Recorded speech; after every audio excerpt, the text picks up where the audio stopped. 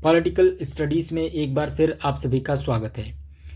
आज की इस वीडियो में हम जो है संवैधानिक विकास के ऊपर डिस्कस करेंगे, कॉन्स्टिट्यूशनल डेवलपमेंट के ऊपर। इससे पहले हमने जो है प्रियम्बल के ऊपर डिस्कस किया है और फिर उसके बाद हमने जो है संविधान सभा के ऊपर डिस्कस किया है। और आज की इस वीडियो में हम ये देखेंगे कि संवैधानिक विकास कैसे हुआ, कौन कौन से उस ब्रिटिश इंडिया के टाइम पर जो है ब्रिटिश शासन के तहत कौन कौन से ऐसे एक्ट आए और उस एक्ट के सिलसिले में कैसे हमारा संवैधानिक विकास हुआ और वर्तमान में जो हम कॉन्स्टिट्यूशन देख रहे हैं और जो सरकारें चल रही हैं या जिस सरकार का विकास हुआ 1947 का भारत जो बना और उस टाइम पर जो सरकार बनी और किन नियमों और किन अधिनियमों के तहत भारत शासित होने लगा, उस पूरी कहानी को जो है आज की इस वीडियो में हम देखने वाले हैं। तो यहाँ पर मैं संवैधानिक विकास को पूरे शुरुआत से आपको बताऊंगा कि कैसे जो है ब्रिटिश शासन भारत के अंदर स्थापित हुआ और उन्होंने कैसे जो है भारत को गुलाम बनाया।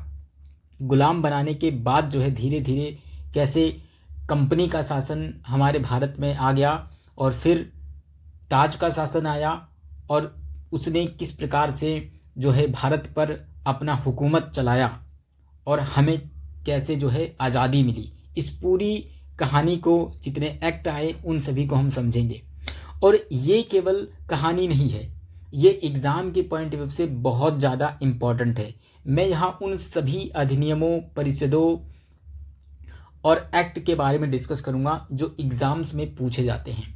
अगर आप CUT PG की तैयारी कर रहे हैं तो इसके लिए ये वीडियो बहुत ज़्यादा इम्पॉर्टेंट है। साथ ही साथ अगर आप UGC NET JRF की तैयारी कर रहे हैं या फिर आप असिस्टेंट प्रोफेसर की तैयारी कर रहे हैं तो इन सभी एग्ज़ाम्स में जो है संवैधानिक विकास से संबंधित जितने एक्ट हैं, जितने अधिनियम हैं, उनसे रिलेटेड क्वेश्चंस पूछे जाते हैं। तो चलिए हम अपनी इस वीडियो की शुरुआत करते हैं।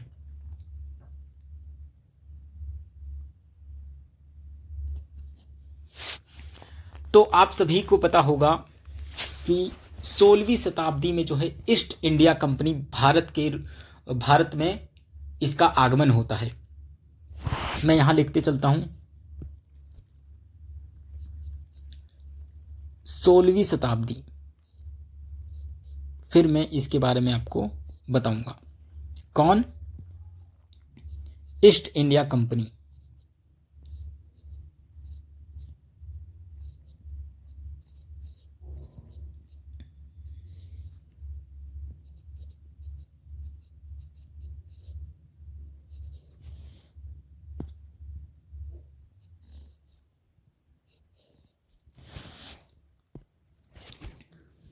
सोलहवीं शताब्दी में ईस्ट इंडिया कंपनी जो है, अब ईस्ट इंडिया कंपनी कहाँ पर है? ये ब्रिटिश में है। ईस्ट इंडिया कंपनी जो है वो भारत में आती है। किस लिए? व्यापार के लिए।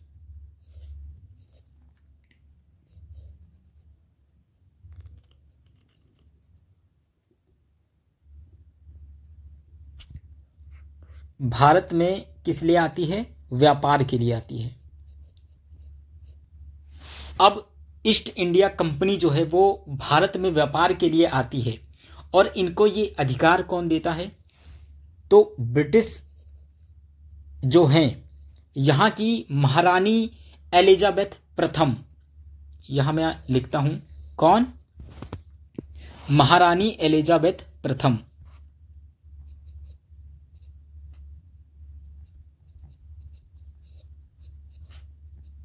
एलिजाबेथ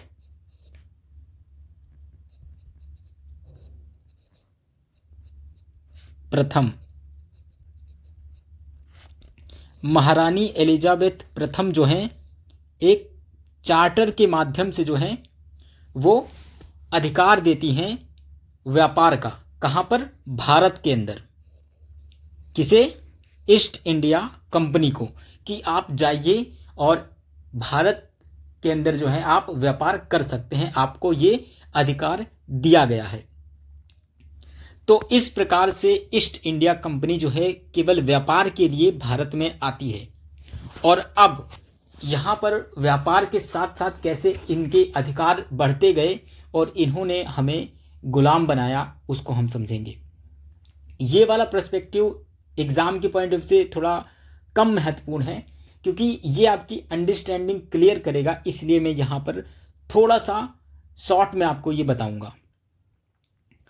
तो व्यापार के लिए जो है ईस्ट इंडिया कंपनी भारत में आ जाती है। अब देखिए कैसे कैसे इनको अधिकार मिलता गया और इन्होंने हमें गुलाम बना दिया। 1765 में अब इनको बंगाल, बिहार और उड़ीसा के जो दीवानी अधिकार थे वो इस कंपनी को प्राप्त हो गए। कौन से? सबसे पहले मैं लिखता हूं अब यहां से,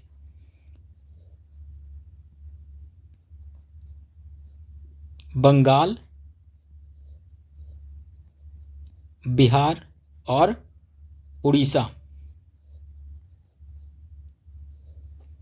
ये जो स्टेट थे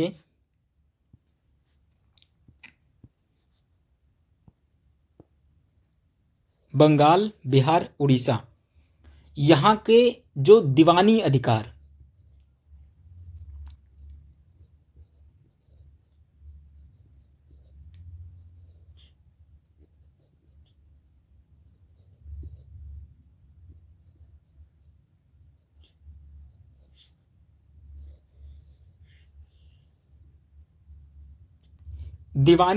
जो था वो कंपनी को प्राप्त हो गया। अब ये दीवानी अधिकार क्या होता है उसे हम समझते हैं। राज्य के अंदर व्यक्ति से जुड़े हुए जो संपत्ति और अधिकार से संबंधित जितने मुद्दे होती हैं वो दीवानी अधिकार के अंतर्गत आता है।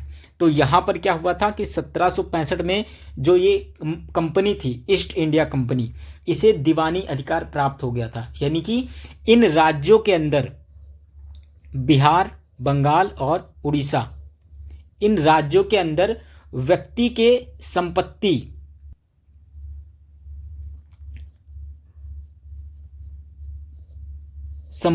और अधिकार,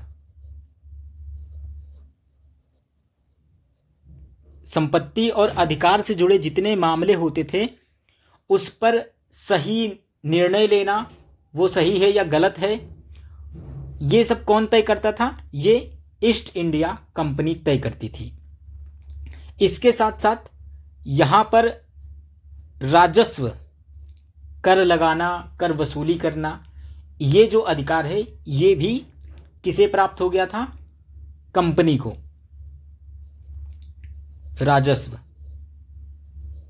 इसका अधिकार भी जो है वो ईस्ट इंडिया कंपनी को प्राप्त हो गया था। इस प्रकार से कंपनी जो है वो धीरे धीरे अपने अधिकार को भारत के और विभिन्न क्षेत्रों में फैलाना स्टार्ट कर दिया। और इसका परिणाम क्या हुआ कि इसने हमें गुलाम बना दिया और हम जो हैं धीरे धीरे ईस्ट इंडिया कंपनी के तहत आने लग गए और हम जो हैं वो गुलाम बन गए। इतनी कहानी आपको पता होगी। अब कैसे कैसे एक्ट आए और वो एक्ट एग्जाम के पॉइंट ऑफ व्यू से इम्पॉर्टेंट है, बहुत ज़्यादा इम्पॉर्टेंट है, उसे हम अब डिस्कस करते हैं। तो अब यहाँ पर आपने देख लिया कि कैसे जो ईस्ट इंडिया कंपनी है और ब्रिटिश शासन जो है वो भारत में लागू होने लगा था। अब हम यहाँ पर डिस्कस करते हैं कंपनी का शासन। मैं यहाँ लिख देता हूँ,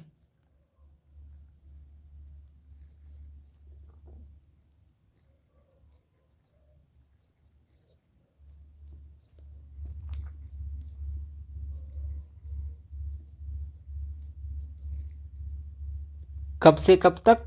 1773 से 1858 तक, इस टाइम पीरियड तक जो है वो कंपनी का शासन भारत में लागू रहा। यानी 16वीं शताब्दी में जो ईस्ट इंडिया कंपनी भारत में केवल व्यापार के लिए आई थी, उसने हमें गुलाम बना लिया।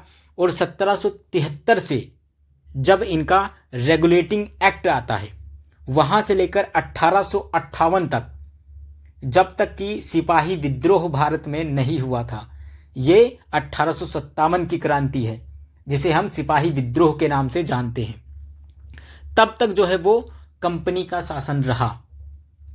चलिए हम आगे बढ़ते हैं और देखते हैं इस पूरे स्टोरी को, इस पूरे एक्ट को, और हम समझते हैं कि कैसे कैसे जो है संवैधानिक विकास भारत में होता गया। तो सबसे पहला और बहुत इम्पोर्टेंट जो एक्ट था वो था 1773 का रेगुलेटिंग एक्ट।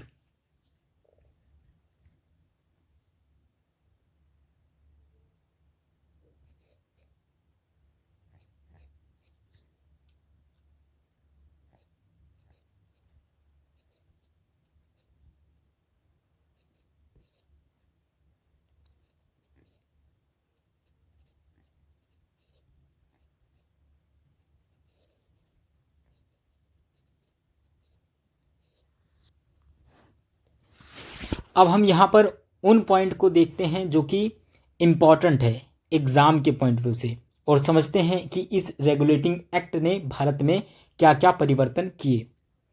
सबसे पहला,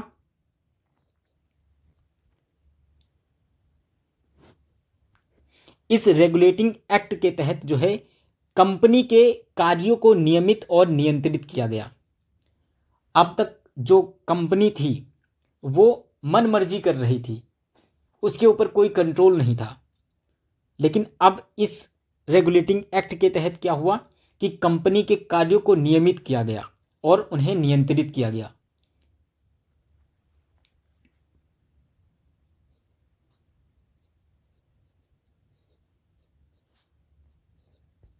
कंपनी के कार्यों को नियमित और नियंत्रित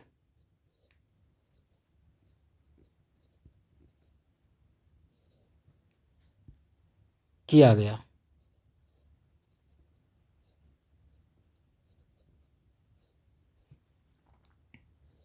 इसके अलावा क्या किया गया, भारत में केंद्रीय प्रशासन की नींव रखी गई। कैसे? क्योंकि अभी तक कोई केंद्रीय प्रशासन नहीं था। अब ब्रिटिश सत्ता जो है वो भारत के अंदर हस्तक्षेप करने लगी और वहाँ से जो है ब्रिटिश भारत के अंदर अपने कायदे कानून और नियम लागू करने लगी, यानी केंद्रीय प्रशासन की नींव रखी।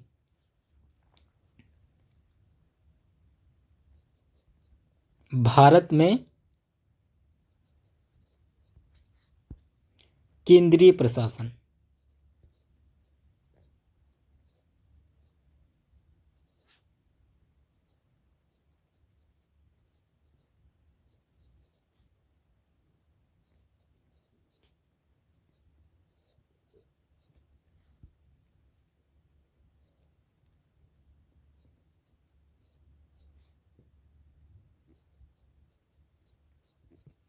अगला इंपॉर्टेंट पॉइंट क्या है, बंगाल के गवर्नर को गवर्नर जनरल का नाम दिया गया। इस रेगुलेटिंग एक्ट के तहत क्या परिवर्तन किया गया था कि बंगाल के जो गवर्नर थे उनका नाम बदलकर अब गवर्नर जनरल कर दिया गया।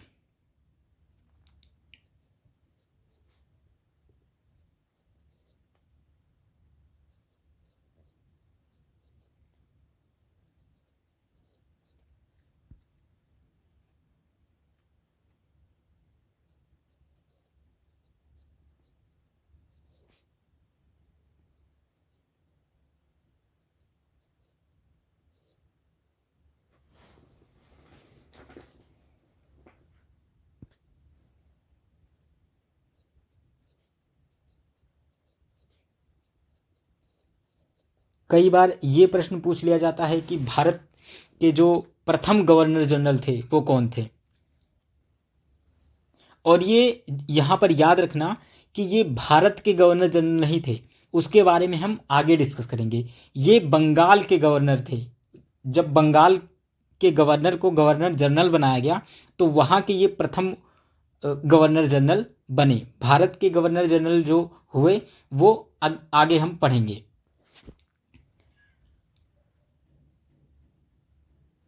दूसरा इसके अंदर क्या परिवर्तन किया गया, अगला वो है कि 1774 में कलकत्ता में एक उच्चतम न्यायालय बनाया गया न्याय देने के लिए।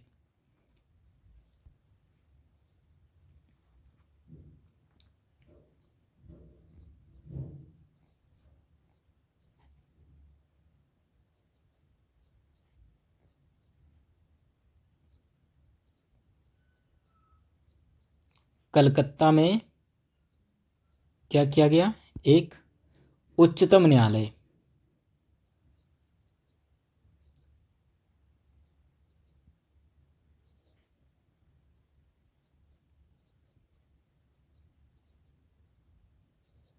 उच्चतम न्यायालय बना न्याय देने के लिए कि अब जो है यहाँ पर जो है शासन अगर स्थापित हुआ है तो उनको न्याय देने के लिए कुछ तो व्यवस्था होनी चाहिए। तो इस हिसाब से 1774 में कलकत्ता में उच्चतम न्यायालय की स्थापना की गई। ये प्रथम उच्चतम न्यायालय था। इसके अंदर 3 मुख्य न्यायाधीश थे। कितने? 3 मुख्य न्यायाधीश।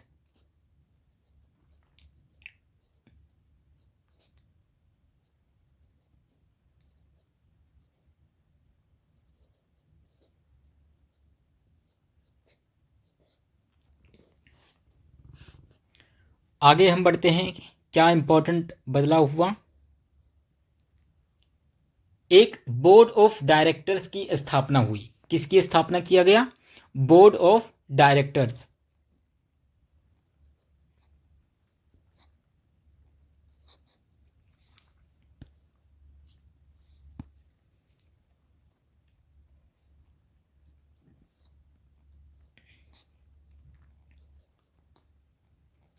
Board of directors.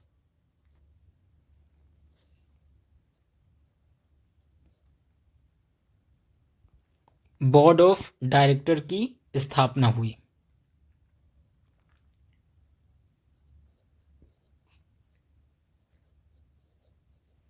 जिससे क्या हुआ? कंपनी पर नियंत्रण सशक्त हुआ। कंपनी पर नियंत्रण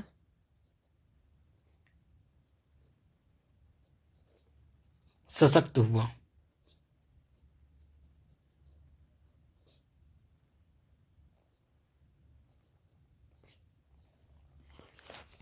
तो ये इम्पॉर्टेंट फैक्ट हैं और इम्पॉर्टेंट बिंदु हैं जो कि 1773 के रेगुलेटिंग एक्ट से संबंधित है। ये रेगुलेटिंग एक्ट कंपनी को नियंत्रित और नियमित करने के लिए लाया गया और भारत में अपने शासन को मजबूत करने के लिए ब्रिटिश द्वारा लाया गया था। पहला पॉइंट जो है वो यही है कि कंपनी के कार्यों को नियंत्रित और नियमित किया गया इस रेगुलेटिंग एक्ट के तहत। भारत में केंद्रीय प्रशासन की नींव रखी गई। किसके द्वारा? इस रेगुलेटिंग एक्ट के द्वारा। और बंगाल के गवर्नर को गवर्नर जनरल का नाम दिया गया। प्रथम जो गवर्नर जनरल रहे बंगाल के वो थे वॉरेन हेस्टिंग्स। इसके बाद 1774 में कलकत्ता में उच्चतम न्यायालय की स्थापना की गई जिसके 3 मुख्य न्यायाधीश थे। ये प्रश्न पूछा जाता है। इसके बाद बोर्ड ऑफ डायरेक्टर्स की स्थापना हुई और ये जो बोर्ड ऑफ डायरेक्टर्स के लोग थे ये कंपनी पर नियंत्रण रखते थे। इससे कंपनी के कार्यों को जो है नियंत्रित किया जाता था। अब हम आगे बढ़ते हैं और देखते हैं कि कौन सा इंपॉर्टेंट एक्ट आया। तो दूसरा जो इंपॉर्टेंट एक्ट है वो है 1784 का पिट्स इंडिया एक्ट। इसके बारे में हम यहाँ पर देखते हैं।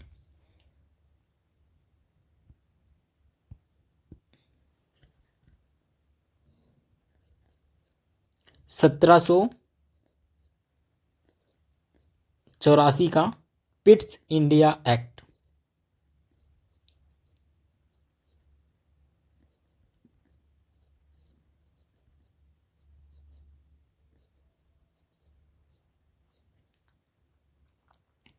बहुत इंपॉर्टेंट, एग्जाम के पॉइंट ऑफ व्यू से ये बहुत इंपॉर्टेंट। इसमें हम देखते हैं कि कौन कौन से इंपॉर्टेंट पॉइंट हैं जो कि इसमें लाया गया। बेसिकली दो ही पॉइंट हैं जो इंपॉर्टेंट हैं। इसमें क्या किया गया कि इसने राजनीतिक और वाणिज्यिक कार्यों को अलग किया।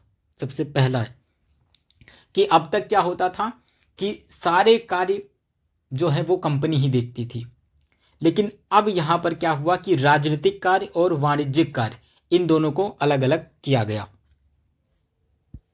राजनीतिक कार्य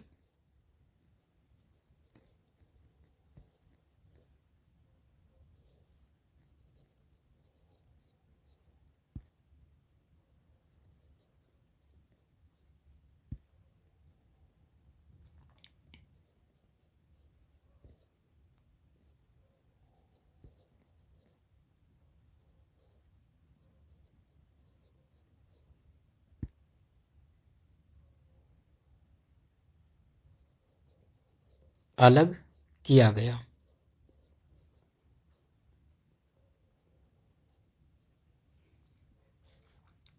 इसके बाद अगला महत्वपूर्ण बिंदु क्या है, अब यहां पर जो है राजनीतिक मामलों के प्रबंधन के लिए एक और बोर्ड की स्थापना हुई और इस बोर्ड को क्या नाम दिया गया, बोर्ड ऑफ कंट्रोल।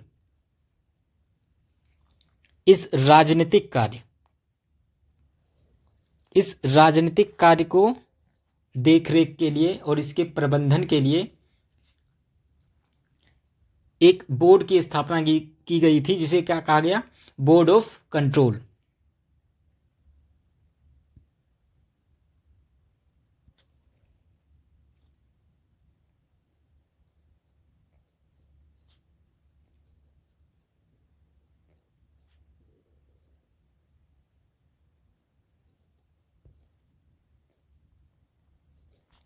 ये वो बोर्ड था जो कि राजनीतिक कार्य को देखता था।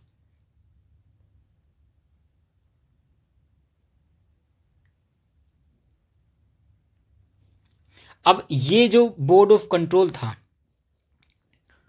उसको इतनी अधिक शक्ति दी गई थी कि वो भारत में सभी नागरिकों पर, सैन्य पर, सरकार पर और राजस्व से संबंधित जितनी भी गतिविधियां थी इन सबको नियंत्रित करता था। अब यहां पर क्या हुआ कि बोर्ड ऑफ कंट्रोल और बोर्ड ऑफ डायरेक्टर्स ये दो ऐसे ग्रुप थे या संगठन थे या बोर्ड थे जिससे जो है हमारा भारत पर शासन जो है वो किया जा रहा था। आगे देखेंगे कि कैसे इस बोर्ड ऑफ डायरेक्टर और बोर्ड ऑफ कंट्रोल का जो है वो पतन होता है। यहां पर बोर्ड ऑफ कंट्रोल को देखते हैं कि बोर्ड ऑफ कंट्रोल जो है उसके पास कितनी शक्ति थी। बोर्ड ऑफ कंट्रोल जो है वो भारत के सभी नागरिकों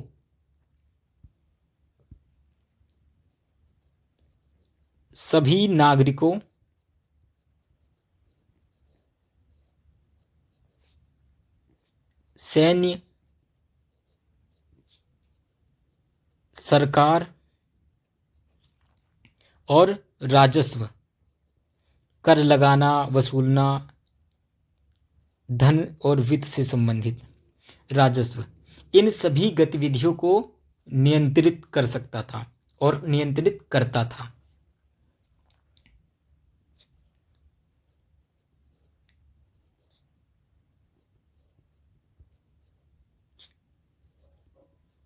ठीक है, तो ये पिट्स इंडिया एक्ट है 1784 का।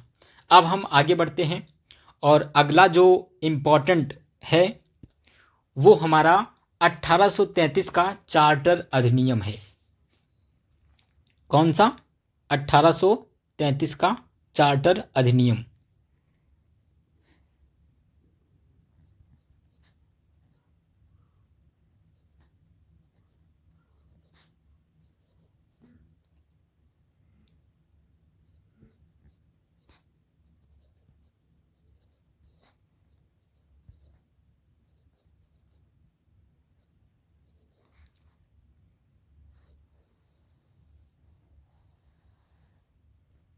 एग्ज़ाम के पॉइंट ऑफ व्यू से इम्पॉर्टेंट है। इसमें देखते हैं क्या क्या हुआ।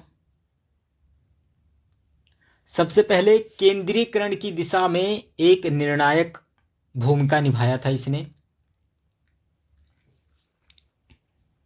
केंद्रीयकरण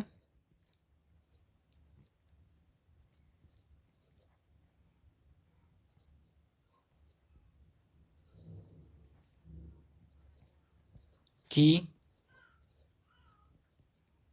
दिशा में निर्णायक था।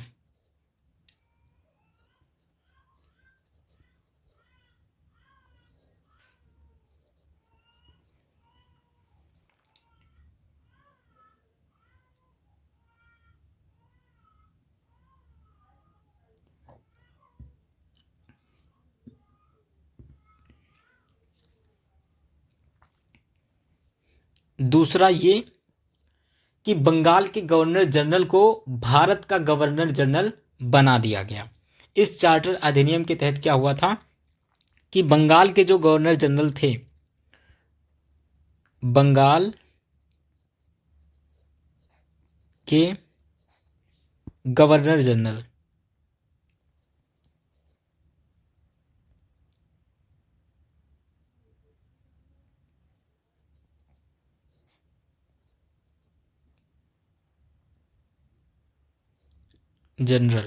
अब क्या हुआ, इन्हें भारत का गवर्नर जनरल बना दिया गया। कहाँ का? भारत का गवर्नर जनरल बना दिया गया।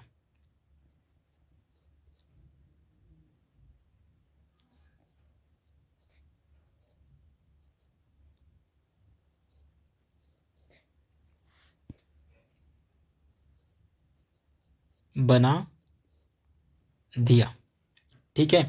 अब यहां प्रश्न पूछा जा सकता है कि भारत का प्रथम गवर्नर जनरल कौन था?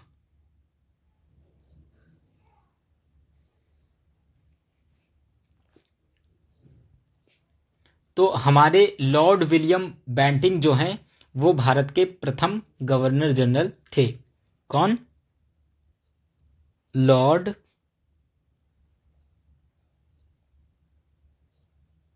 विलियम बेंटिंक, ये जो है ये प्रथम थे।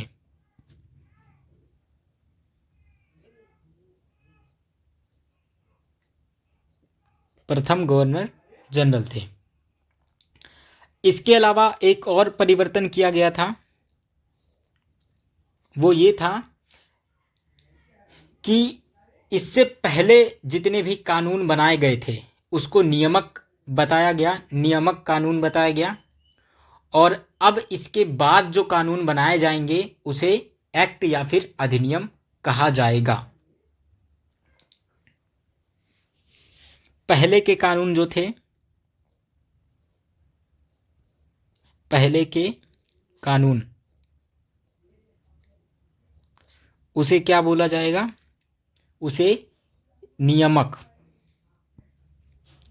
कानून।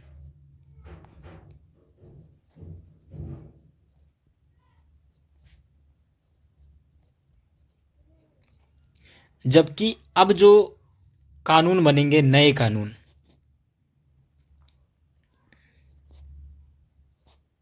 अब के कानून,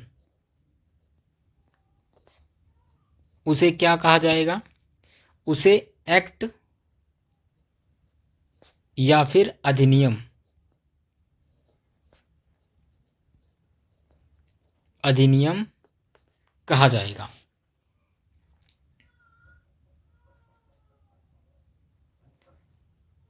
इसके साथ साथ एक और परिवर्तन किया गया था, वो ये था कि बम्बई मद्रास प्रेसिडेंसी, यहाँ की जो विधायी शक्तियाँ थी उसे समाप्त कर दी गई और उसे किसे सौंप दिया गया? भारत के गवर्नर जनरल को। क्योंकि भारत का जो गवर्नर जनरल बनाया गया, इन्हें जो है भारत की एक तरीके से सबसे शक्तिशाली जो पद होता है वो बना दिया गया और ये माना गया कि अब कोई भी प्रेसिडेंसी अपने आप में स्वतंत्र नहीं रहेगी, ऐसा कहा गया। इसीलिए इसे जो है केंद्रीयकरण की दिशा में एक निर्णायक कहा गया, क्योंकि इसने जो है भारत में केंद्रीयकरण को बढ़ावा दिया था। समझ पा रहे हैं आप लोग? यहां मैं लिखता हूं कौन कौन से वो, बंबई और मद्रास प्रेसिडेंसी,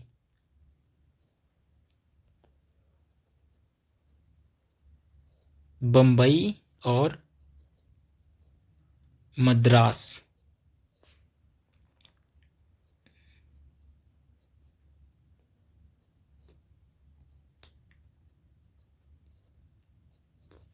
बंबई और मद्रास प्रेसिडेंसी की जो विधायी शक्तियां थी,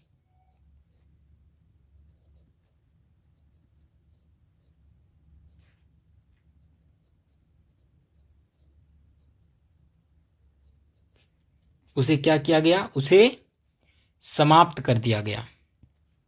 इस शक्ति को समाप्त कर दिया गया और ये अधिकार किसे सौंप दिया गया? ये भारत के गवर्नर जनरल को। ठीक है, तो इतने पॉइंट जो हैं वो 1833 के चार्टर अधिनियम के लिए इंपॉर्टेंट है। इसके अलावा हम आगे बढ़ते हैं और देखते हैं क्या इंपॉर्टेंट है। अगला जो इंपॉर्टेंट चार्टर है वो 1853 का चार्टर अधिनियम है। ये जो है ये अंतिम चार्टर है। 1853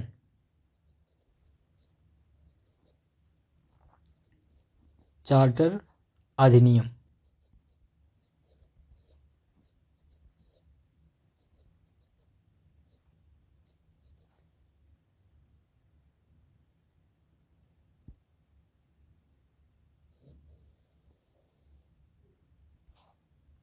इसमें कौन कौन से इंपॉर्टेंट पॉइंट हैं उसे हम देखते हैं।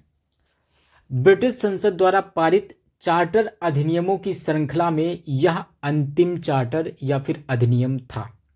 कौन सा? ये अंतिम चार्टर या फिर अधिनियम था।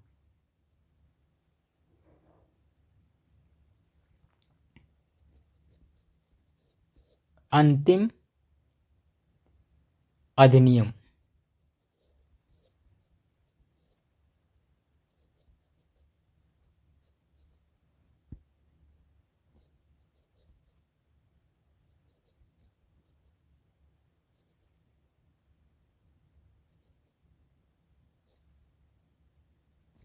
ठीक है, इसमें क्या भारी परिवर्तन किया गया जो एग्जाम के पॉइंट ऑफ व्यू से इंपॉर्टेंट है वो ये है कि गवर्नर जनरल के लिए जो है नई परिषद का गठन किया गया।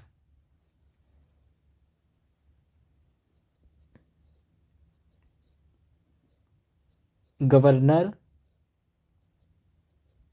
जनरल, इसके लिए नई परिषद का गठन किया गया।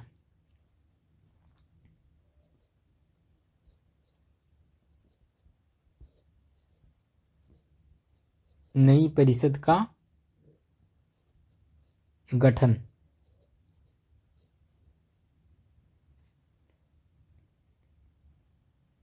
जिसे बाद में क्या कहा गया?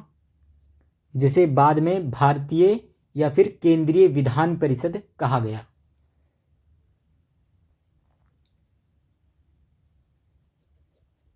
भारतीय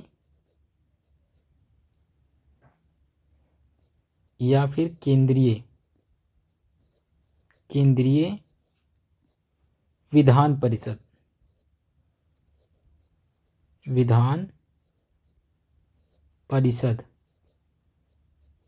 परिषद कहा गया।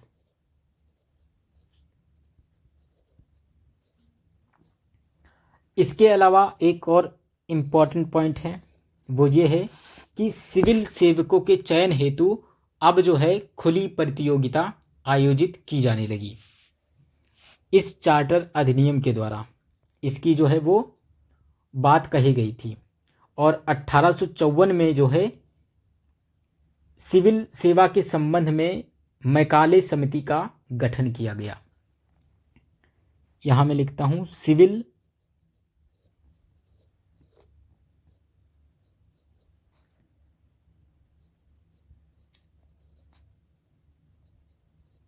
सिविल सेवकों के चयन हेतु खुली प्रतियोगिता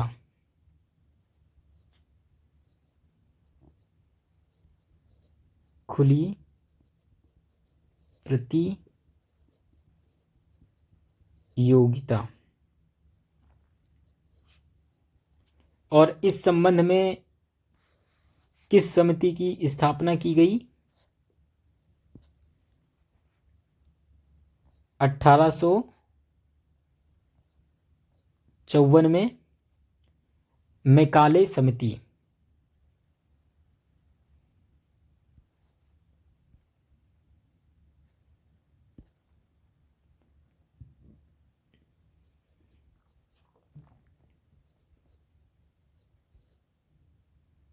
मैकाले समिति इसकी स्थापना की गई थी। आई होप यहां तक आप लोगों को जो है ये चार्टर अधिनियम समझ में आया होगा। अब 1853 जो है वो अंतिम चार्टर अधिनियम था जो कि ब्रिटिश संसद द्वारा पारित किया गया था। अब ये अंतिम क्यों था? क्योंकि 1857 में जो है भारत के द्वारा क्रांति का आगमन कर दिया जाता है और 1857 की जो क्रांति थी वो भारत में स्वतंत्रता संग्राम की सबसे पहली क्रांति मानी जाती है। अब हम आगे बढ़ते हैं और अब हम यहाँ पर ताज का शासन देखेंगे जो कि 1858 से लेके 1947 तक रहा है। यानी 1858 से 1947 यानी जब तक भारत आज़ाद नहीं हुआ उस टाइम पीरियड में ताज का शासन रहा। यानी ब्रिटिश हुकूमत डायरेक्ट हमारे ऊपर शासन कर रही थी। तो इस टाइम पे कौन कौन से इम्पॉर्टेंट अधिनियम आए उन्हें हम देखते हैं। ये एग्ज़ाम के पॉइंट ऑफ व्यू से बहुत ज़्यादा इम्पॉर्टेंट है। तो सबसे पहला जो अधिनियम आया वो 1858 का भारत शासन अधिनियम था। 1858 का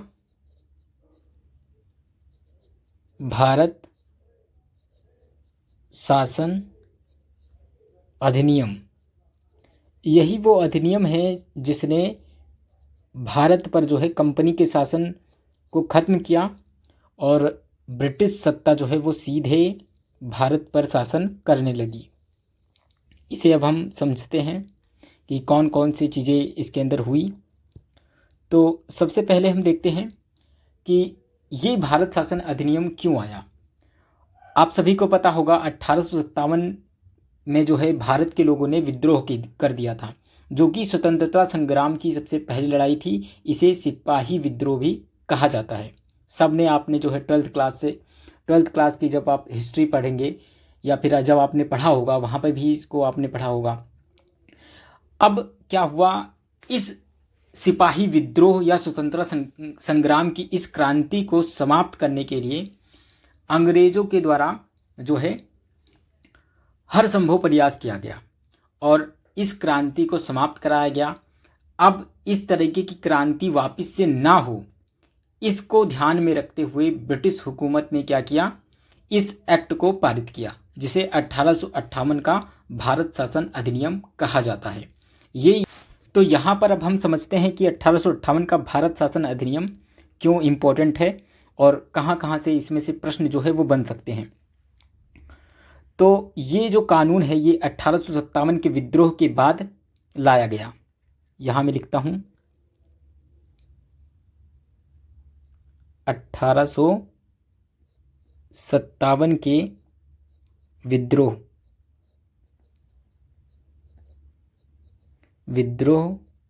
के बाद लाया गया। पहला पॉइंट। इस विद्रोह को अभी मैंने बताया क्या बोला जाता है, इसे स्वतंत्रता संग्राम प्रथम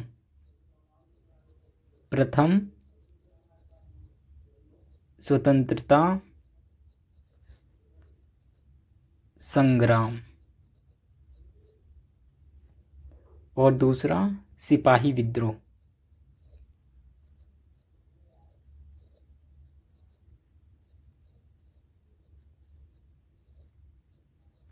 इस अधिनियम को क्या बोला? भारत के शासन को अच्छा बनाने वाला अधिनियम, ये बताया गया इस अधिनियम को। अगला पॉइंट, इसमें कंपनी का शासन समाप्त हुआ। कंपनी का शासन समाप्त हुआ। कंपनी अभी मैंने ऊपर बताया था, बोर्ड ऑफ डायरेक्टर्स और बोर्ड ऑफ कंट्रोल, ये वो दो बोर्ड थे जो कि भारत में शासन अपनी मर्जी से चला रहे थे। अब क्या किया, इस अधिनियम के तहत इन दो बोर्डों को समाप्त कर दिया गया और शासन को सीधे महारानी विक्टोरिया ने अपने अधीन ले लिया।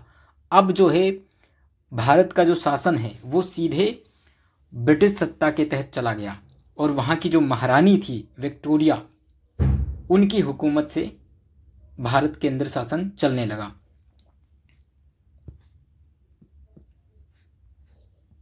क्या हुआ, शासन सीधे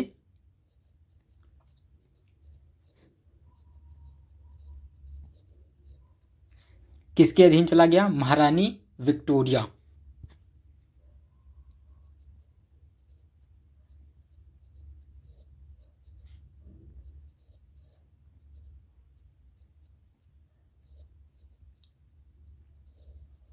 महारानी विक्टोरिया के अधीन चला गया। अब इसके बाद क्या किया गया? अब तक इससे पहले जो था वो गवर्नर जनरल भारत के होते थे और ये प्रमुख होते थे। अब इसके स्थान पर क्या कर दिया गया? वायसराय। गवर्नर जनरल के स्थान पर अब वायसराय किया गया, यानी कि गवर्नर जनरल का जो पद था उसे समाप्त कर दिया गया या फिर उसे रिप्लेस कर दिया गया।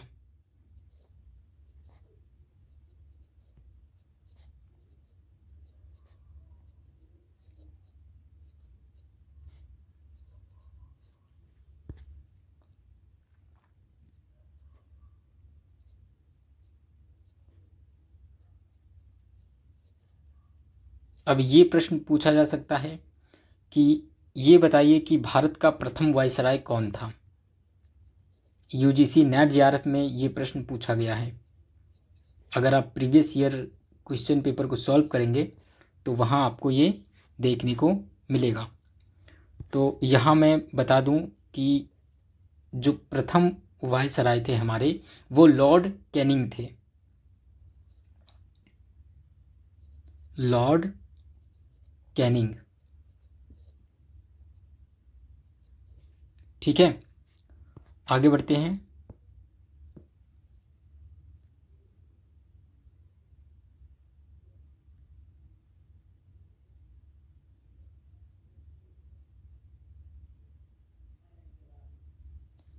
इसके तहत एक और भारी परिवर्तन किया गया कि एक नए पद का सृजन किया गया, स्थापित किया गया।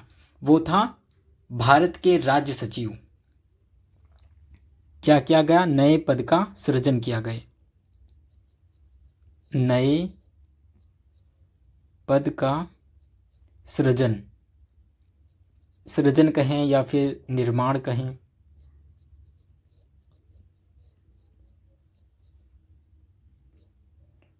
पद का नाम क्या था? राज्य सचिव। भारत के राज्य सचिव, भारत के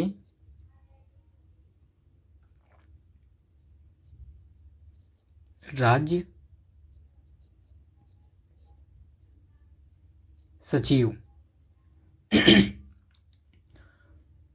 ये पद कहाँ पर स्थापित किया गया? भारत के अंदर नहीं, इंग्लैंड में।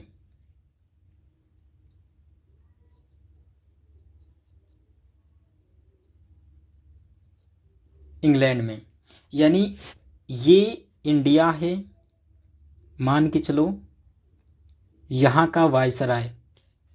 एक पद कौन सा बनाया गया नया? वायसराय।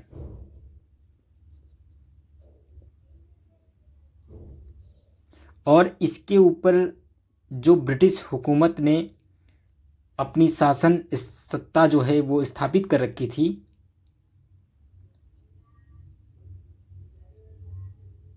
वहाँ पर एक नए पद का सृजन किया गया, वो था भारत का राज्य सचिव। इस तरीके से ये जो कनेक्टिविटी है, इससे हमारी शासन व्यवस्था चलती थी।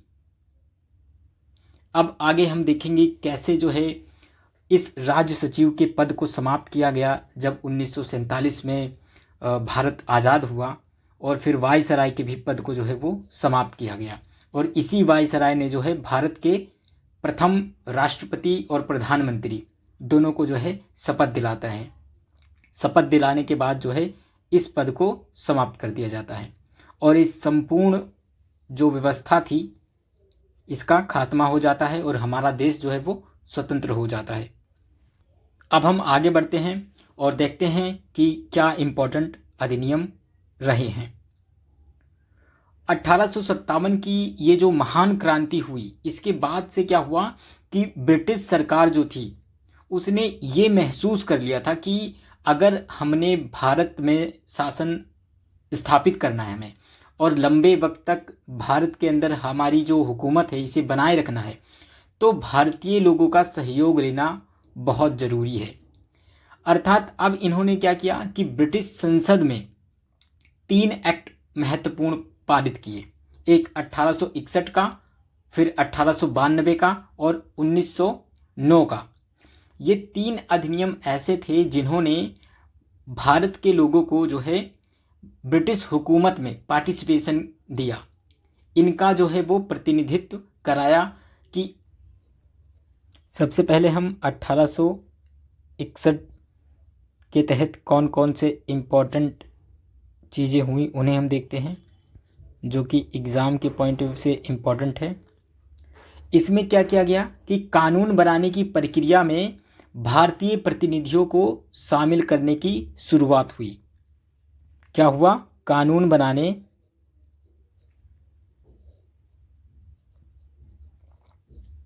की प्रक्रिया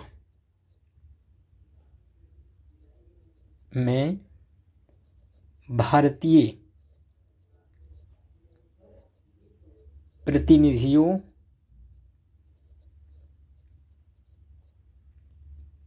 को शामिल किया गया।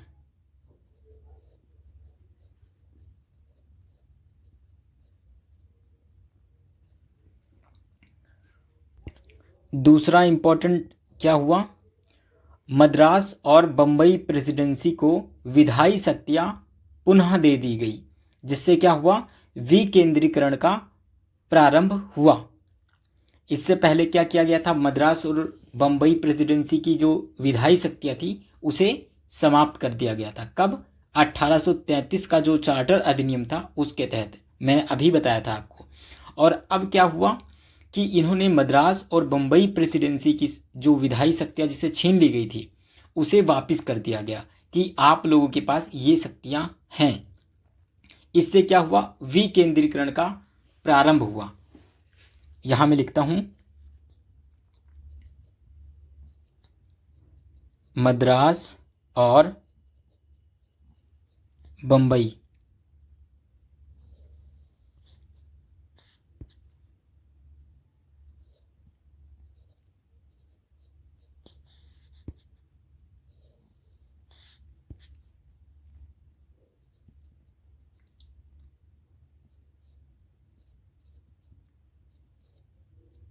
मद्रास और बम्बई प्रेसिडेंसी की कौन सी शक्तियाँ?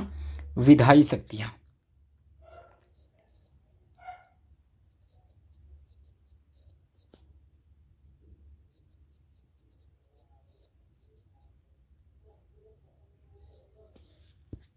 इनको पुनः दे दिया गया, पुनः दिया गया।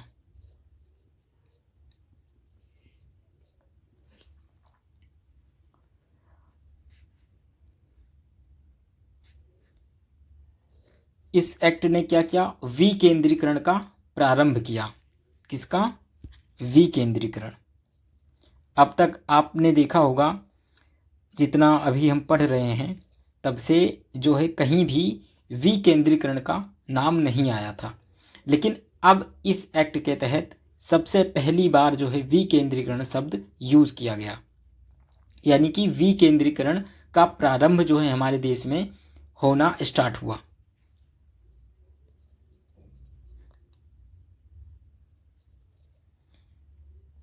विकेंद्रीकरण का आरंभ। तो यहाँ पर हमने 1861 का जो अधिनियम था उसमें एग्ज़ाम के पॉइंट ऑफ व्यू से क्या क्या इम्पोर्टेंट था उसे मैंने यहाँ पर डिस्कस किया। सबसे पहला जो पॉइंट है वो है कि कानून बनाने की प्रक्रिया में जो है अब भारतीय प्रतिनिधियों को शामिल किया गया था, ताकि अंग्रेज जो है वो भारतीय लोगों का सहयोग प्राप्त कर सके। ऐसा ना हो कि ये वापस से सिपाही विद्रोह कर दें और उनको ये लगे कि हम जो है इनके ऊपर बहुत ज़्यादा शोषण कर रहे हैं। इसीलिए उन्होंने ये एक्ट पारित किया। और अब जो है अगर उन्हें इस देश के अंदर और अधिक समय तक शासन करना है और अपनी हुकूमत को बनाए रखना है, तो इनको ये एहसास हो गया कि अब भारत के लोगों को अपने अंदर शामिल करना पड़ेगा, तो कुछ ना कुछ भारत के लोगों को रियायत देनी पड़ेगी। इसलिए उन्होंने ये पहला एक्ट लाया जिसमें कानून बनाने की प्रक्रिया में जो है भारतीय लोगों का प्रतिनिधित्व लिया गया। मद्रास और बम्बई प्रेसिडेंसी जो कि थी पहले, उनकी विधायी शक्तियाँ 1833 का जो चार्टर अधिनियम था उसके तहत छीन लिया गया था। और अब क्या किया गया? इनको वापस से दे दिया गया कि आपकी विधायी शक्तियाँ आपको हैं और आप अपने अकॉर्डिंग जो चाहे वो कानून बना सकते हैं। उसके बाद विकेंद्रीकरण का प्रारंभ हुआ। अब अगला जो हमारा इम्पोर्टेंट अधिनियम है वो है 1909 का अधिनियम। इसे हम मार्ले मिंटो सुधार भी कहते हैं। क्या बोलते हैं? मार्ले मिंटो सुधार। 1909 का ये जो अधिनियम है या एक्ट है जिसे हम मार्ले मिंटो सुधार कहते हैं, ये एग्ज़ाम के पॉइंट ऑफ व्यू से बहुत ज़्यादा इम्पोर्टेंट है। एक ये अधिनियम और इससे अगला 1919 का जो भारत शासन अधिनियम है जिसे हम मॉन्टेस्क्यू चेम्सफोर्ड सुधार कहते हैं, ये दोनों अधिनियम एग्ज़ाम के पॉइंट ऑफ व्यू से बहुत ज़्यादा इम्पोर्टेंट है। चाहे आप यूजीसी नेट जेआरएफ का पेपर देखें या पीएचडी का पेपर देखें जो एंट्रेंस एग्ज़ाम होता है, या फिर जो असिस्टेंट प्रोफेसर के एग्ज़ाम्स होते हैं, उनमें ये दोनों अधिनियम से क्वेश्चंस पूछे जाते हैं। और CUT PG का एंट्रेंस एग्ज़ाम अगर देखें तो उसमें भी इससे प्रश्न पूछे गए हैं। तो यहाँ पर अब हम 1909 के मार्ले मिंटो सुधार को देखेंगे और एग्ज़ाम के पॉइंट ऑफ व्यू से जो कुछ इम्पोर्टेंट होगा उसे हम यहाँ पर समझेंगे। तो यहाँ सबसे पहला प्रश्न यही मैं पूछूंगा आपसे कि इसे मार्ले मिंटो सुधार क्यों कहते हैं। तो इसे ही हम समझते हैं कि इसे मार्ले मिंटो सुधार क्यों कहते हैं। अगर आपको पता था पहले से कि मार्ले मिंटो सुधार इस एक्ट को क्यों कहा जाता है तो भी आप कमेंट में बताएं। तो यहाँ पर ये जो मार्ले मिंटो हैं ये दो शख्स हैं जिस वजह से इसे मार्ले मिंटो सुधार कहा गया। सबसे पहले जो हमारे ये मार्ले हैं,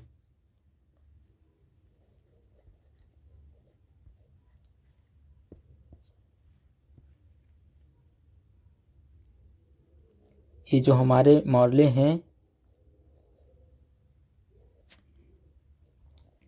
ये राज्य सचिव थे। कौन? भारत के राज्य सचिव थे। अभी मैंने ऊपर डिस्कस किया कि इंग्लैंड में एक नए पद का सृजन हुआ था भारत के राज्य सचिव।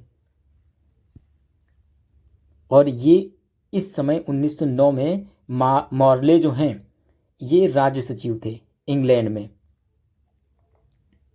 कौन थे? राज्य सचिव। कहाँ पर थे? इंग्लैंड में।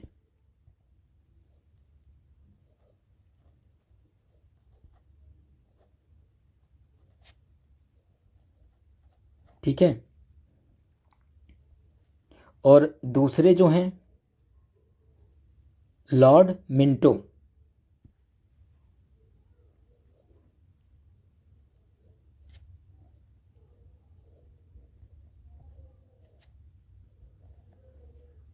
ये कौन थे? ये हमारे वायसराय थे।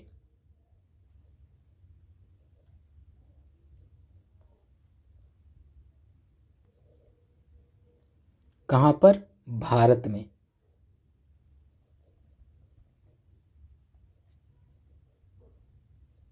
ठीक है। इसीलिए इस अधिनियम को जो है मॉर्ले मिंटो सुधार कहा जाता है। अब देखते हैं इसके अंदर क्या क्या इम्पोर्टेंट चीज़ें थी। सबसे पहला क्या था कि केंद्रीय और प्रांतीय विधान परिषदों के आकार को बढ़ाया गया।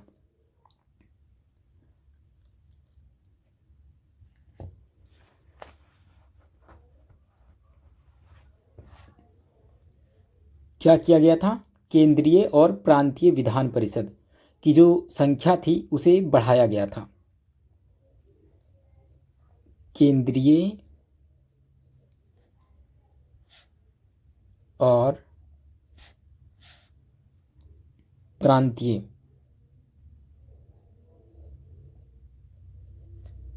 विधान परिषद।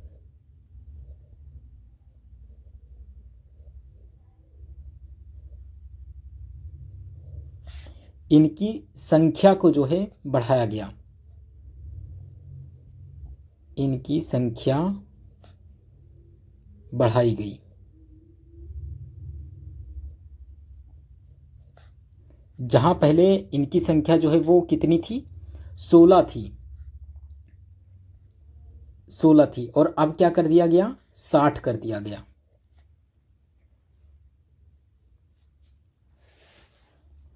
उसके बाद दूसरा इंपॉर्टेंट बदलाव क्या हुआ?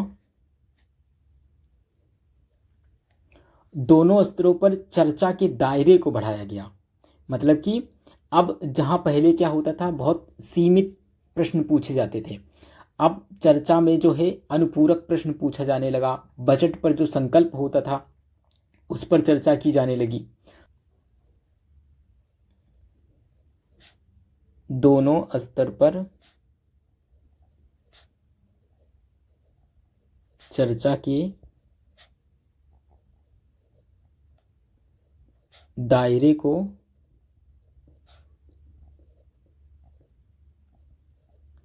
बढ़ाया गया। दोनों स्तर पर यानी कि केंद्रीय और प्रांतीय स्तर पर क्या हुआ कि जो कुछ भी कानून लाया जा रहा था उस पर जो चर्चाएं होती थी उसके दायरे को बढ़ाया गया। अब यहाँ पर कैसे कैसे दायरे थे? जैसे अनुपूरक प्रश्न पूछना या फिर बजट पर चर्चा करना, विचार विमर्श करना, तारांकित और अतारांकित प्रश्न पूछना। ये वो चर्चाएं थी जब हम कानून बनाते हैं, कोई भी कानून जब पेश किया जाता है बनाने के लिए, तो उस पर जो विचार विमर्श होता है उसके दायरे को जो है वो बढ़ाया गया। जैसे कि अनुपूरक प्रश्न पूछना।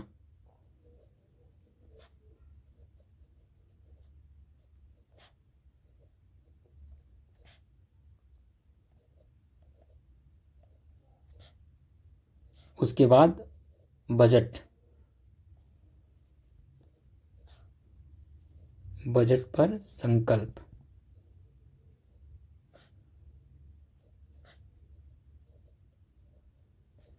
आपको यहाँ पर यही समझना है कि केंद्रीय स्तर पर और प्रांतीय विधान परिषद पर अब भारतीय लोगों को शामिल किया जाने लगा। उनकी संख्याएं बढ़ाई, एक तो कि अब इनके जो सदस्य संख्या होगी वो बढ़ेगी। उसके बाद जो प्रश्न पूछा जाएगा, जब कानून प्रक्रिया चल रही होगी, जो अधिनियम, जो संकल्प और प्रस्ताव रखे जाएंगे, उसके ऊपर वाद विवाद अधिक से अधिक होगा। दूसरा क्या किया गया, अगला पॉइंट जो है उसमें क्या किया गया, सत्येंद्र प्रसाद सिन्हा, ये बहुत इंपॉर्टेंट नाम है। क्या? सत्येंद्र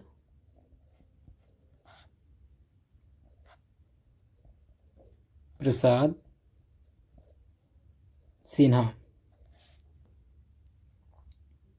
सत्येंद्र प्रसाद सिन्हा, इन्हें क्या किया गया, इन्हें विधि सदस्य बनाया गया। किसका? वायसराय की जो कार्यपालिका थी उसका।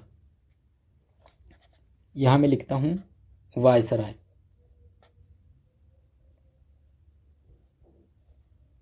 वायसराय की जो कार्यपालिका परिषद थी, कार्यपालिका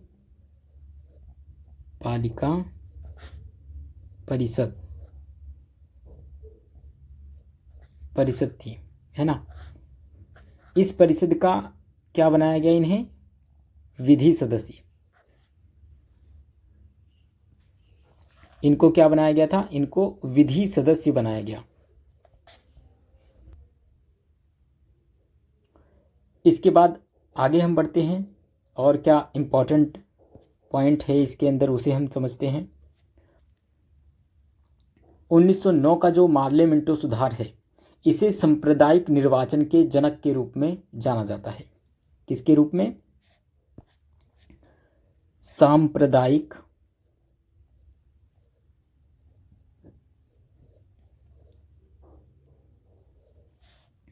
निर्वाचन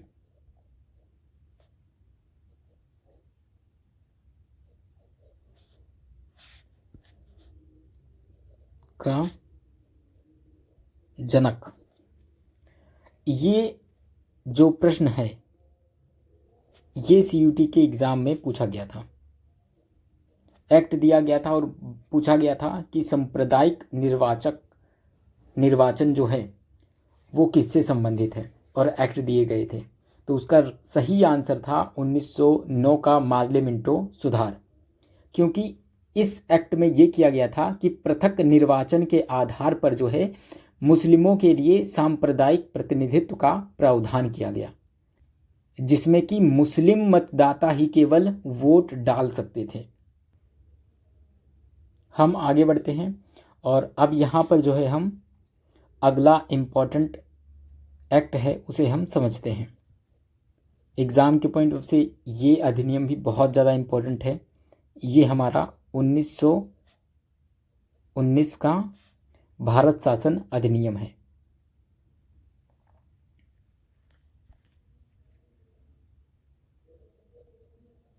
भारत शासन अधिनियम।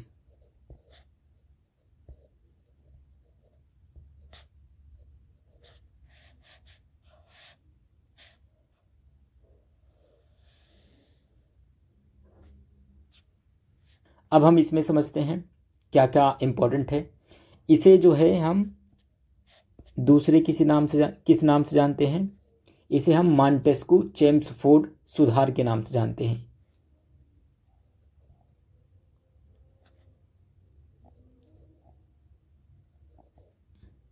मॉन्टेग्यू चेम्सफोर्ड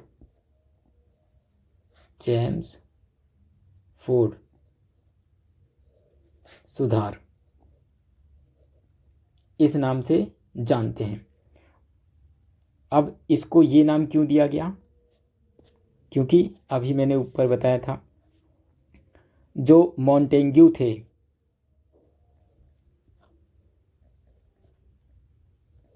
ये कौन थे, ये राज्य सचिव थे। इस समय पर राज्य सचिव, और दूसरे जो चेम्सफोर्ड थे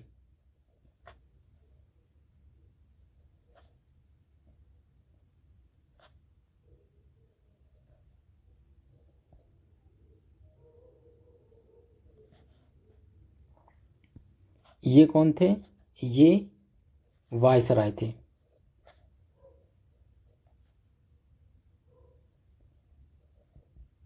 इसलिए इस अधिनियम को मॉन्टेग्यू चेम्सफोर्ड सुधार कहा गया। अब हम देखते हैं कि इसके अंदर इम्पोर्टेंट क्या क्या चीज़ें हुआ जो कि एग्ज़ाम के पॉइंट ऑफ व्यू से इम्पोर्टेंट है। सबसे पहला क्या किया गया था? इसमें केंद्रीय और प्रांतीय विषयों की सूची तैयार की गई थी, जो आज के समय पर हम देखते हैं कि वो 3 अलग अलग सूचियों में है, जिस पर संघ सूची, राज्य सूची और समवर्ती सूची है, जिस पे अलग अलग तरीके से कानून बनते हैं। जो केंद्रीय सूची है उस पे जो है हमारी केंद्र सरकार सिर्फ कानून बना सकती है। राज्य सूची है उस पर केवल जो हमारी राज्य की सरकारें हैं वही कानून बना सकती हैं। और समवर्ती सूची है एक, और समवर्ती सूची में क्या है कि केंद्र और राज्य दोनों ही कानून बना सकते हैं। जितनी भी समवर्ती सूची में विषय शामिल हैं उस पर बना सकते हैं। तो ये कॉन्सेप्ट कहाँ से आया? तो ये 1919 का जो भारत शासन अधिनियम था, यहीं से सबसे पहली बार इसे प्रस्तुत किया गया। क्या किया गया? केंद्रीय और प्रांतीय विषयों की सूची बनाई गई।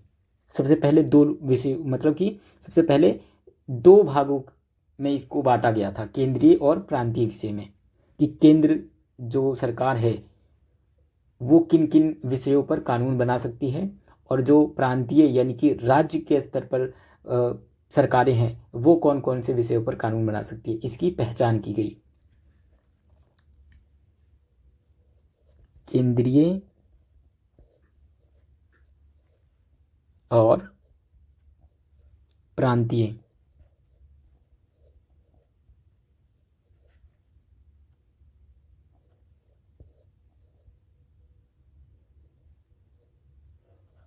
विषयों की सूची, केंद्रीय और प्रांतीय विषयों की सूची बनाई गई। अब इससे क्या हुआ कि केंद्र और राज्य दोनों के कानून बनाने के जो दायरे थे वो अलग अलग हो गए। इससे क्या हुआ कि जो राज्य स्तर थे, जितने भी राज्य थे, उस पर केंद्र का नियंत्रण थोड़ा कम हो गया।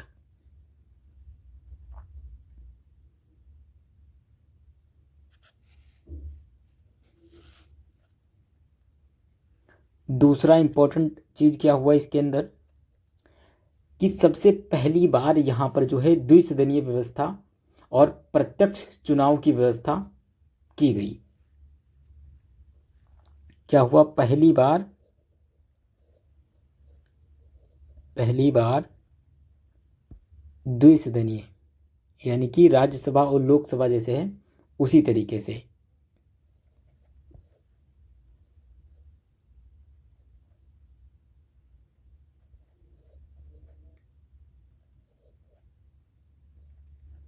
द्विसदनीय व्यवस्था। आज के टाइम पे जो हम राज्यसभा और लोकसभा देखते हैं ये उसी की बात कर रहे हैं। और प्रत्यक्ष चुनाव,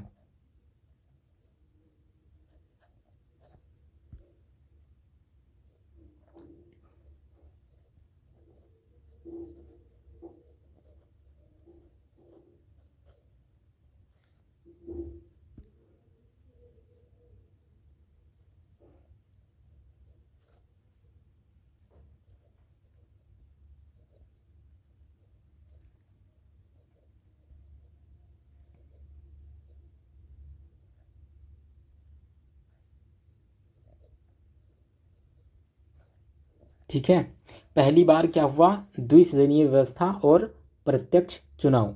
मैंने पहले भी बताया, प्रत्यक्ष चुनाव मतलब कि जनता सीधे अपने प्रतिनिधित्व का चयन करती है। आगे हम देखते हैं क्या इंपॉर्टेंट हुआ। संपत्ति, कर और शिक्षा के आधार पर कुछ लोगों को मत का अधिकार भी दिया गया। संपत्ति,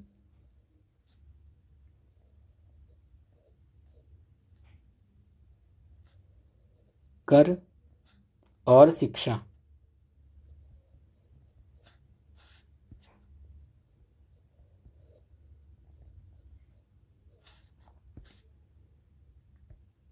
इसके आधार पर जो है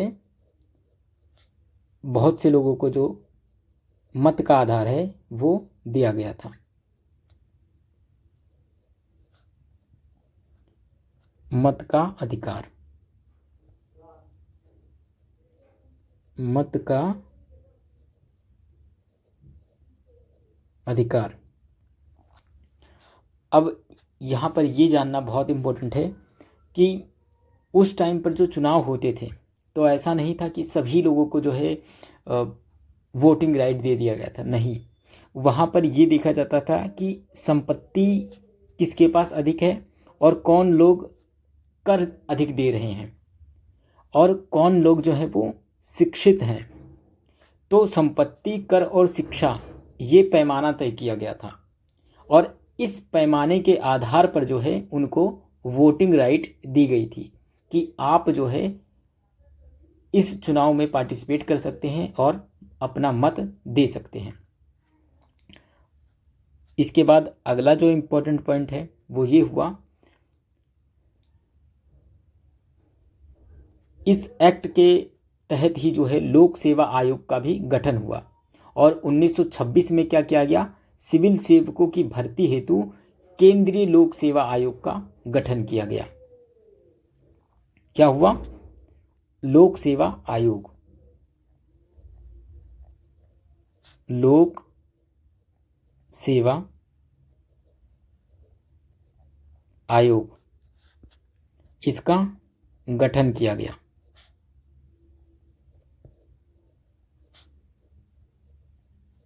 और इसी को ध्यान में रखते हुए 1926 में क्या किया गया,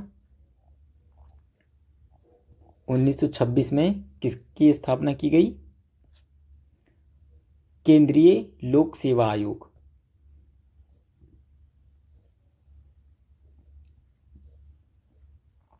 केंद्रीय लोक सेवा आयोग।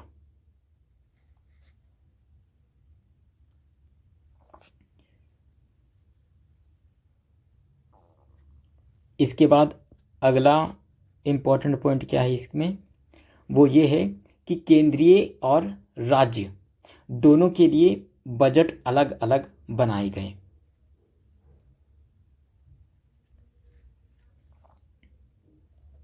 केंद्रीय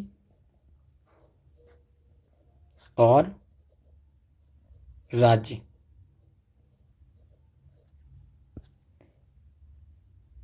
इनके जो बजट हैं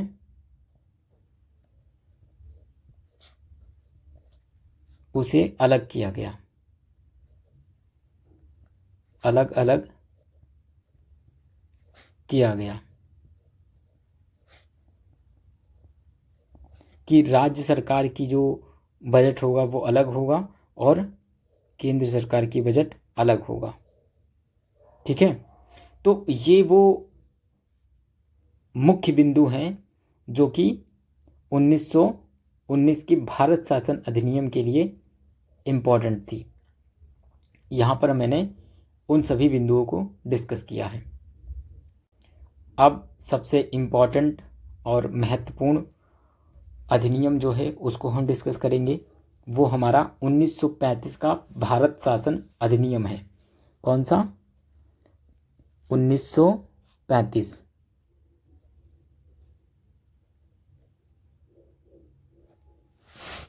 1935 का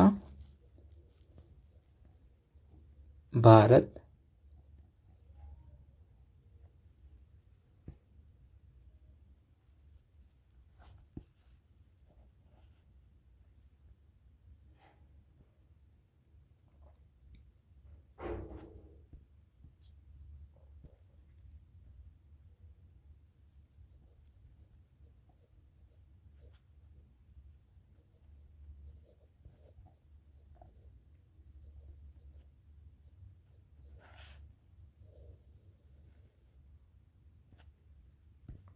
इसमें क्या क्या इम्पोर्टेंट पॉइंट हैं उसको हम देखते हैं। ये जो शासन अधिनियम है ये उत्तरदायी सरकार के गठन में मील का पत्थर साबित हुई। इसके द्वारा क्या किया गया? उत्तरदायी सरकार, इसकी स्थापना की गई या फिर आधार रखा गया। स्थापना की गई या फिर आधार रखा गया या आधार बना।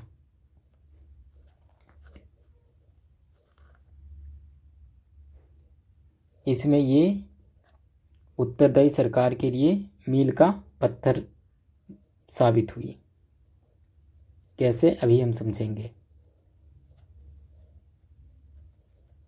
क्योंकि ये जो हमारा 1935 का भारत शासन अधिनियम था, इसके बहुत सारे प्रावधान या फिर कहें एज इट इज़ हमारा जो स्वतंत्र भारत का, हमारा जो भारत स्वतंत्र हुआ 1947 में, वो पूरा का पूरा मान के चलिए आप 1935 का जो भारत शासन अधिनियम है इसी पर बेस है।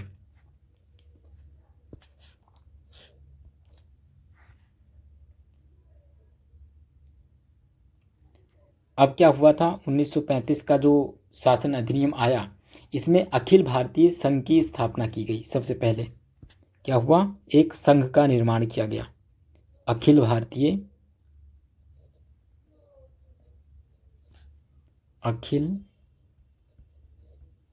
भारतीय संघ, इसकी स्थापना की गई। इसके बाद क्या हुआ, इस टाइम पर राज्य और रियासतों की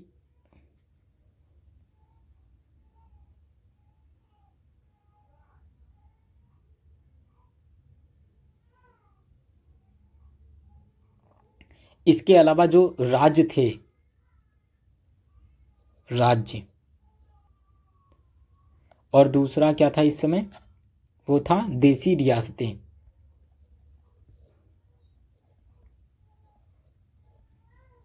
इन दोनों को क्या बोला गया, इन दोनों को इकाई माना गया कि हाँ, संघ के साथ साथ ये दोनों भी हैं जो कि एक अब इकाई हैं।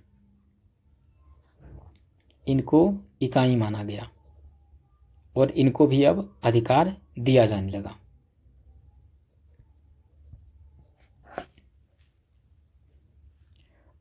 अगला इंपॉर्टेंट क्या हुआ, अब क्या हुआ, अब एक तरफ जहाँ संघ का निर्माण हो गया सबसे पहले, और दूसरी तरफ इस संघ के दो इकाइयाँ थी, पहला संघ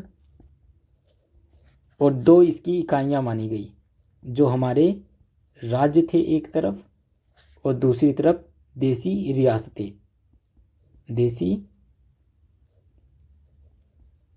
देसी रियासतें। अब इस एक्ट के तहत इन दोनों को इकाई माना गया कि आप भी अपने अपने क्षेत्र में स्वतंत्र हैं और अपने राज्य को चलाने के लिए अपने मुताबिक कानून का निर्माण कर सकते हैं।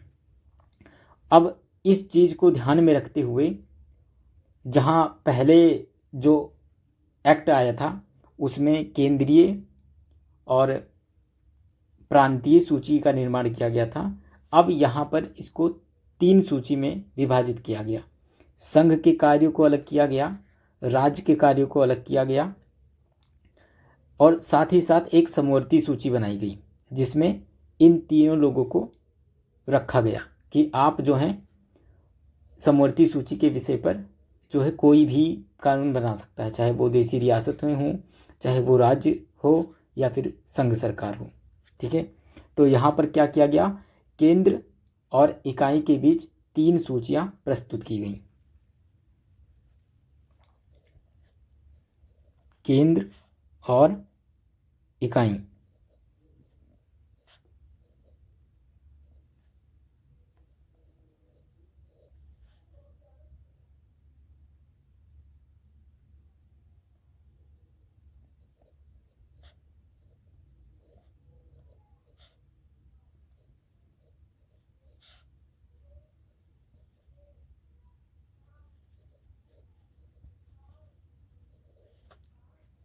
कौन कौन सी वो 3 सूचियां हैं?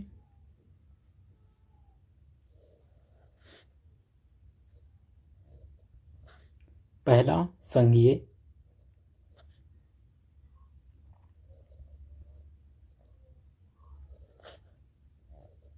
दूसरा राज्य और तीसरा समवर्ती।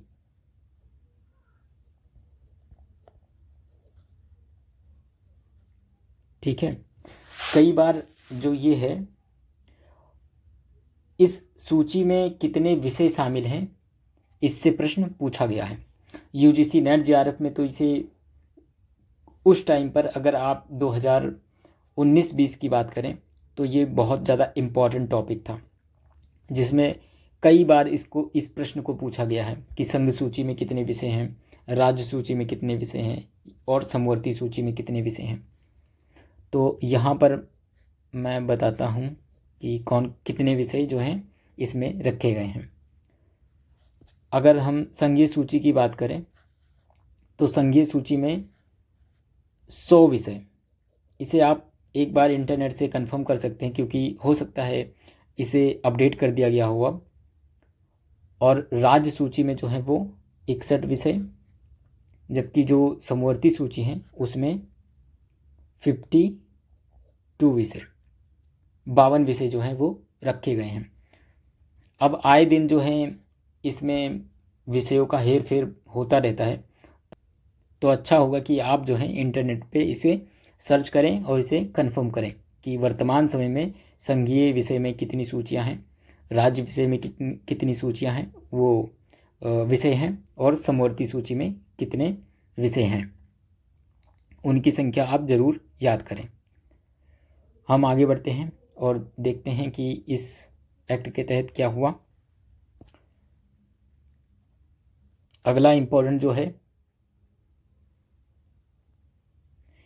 इस एक्ट के तहत दलित, महिलाओं और मजदूर वर्ग के लिए अलग से निर्वाचन की व्यवस्था किया गया था। और इसने क्या किया, इसने इस प्रकार से सांप्रदायिक प्रतिनिधित्व व्यवस्था का विस्तार किया।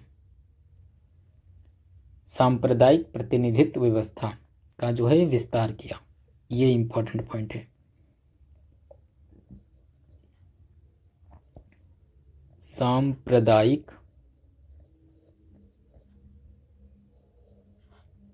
प्रतिनिधित्व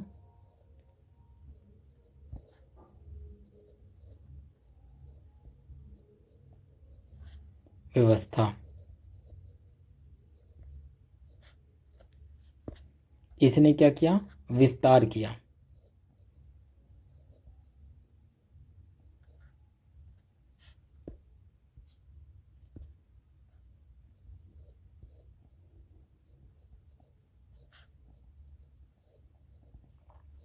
और इसको किस किस तक फैला दिया, दलित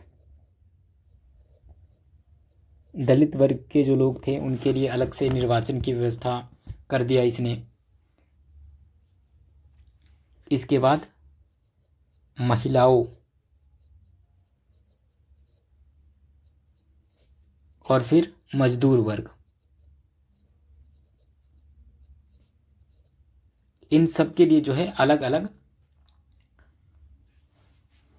निर्वाचन की व्यवस्था इसने प्रस्तुत की।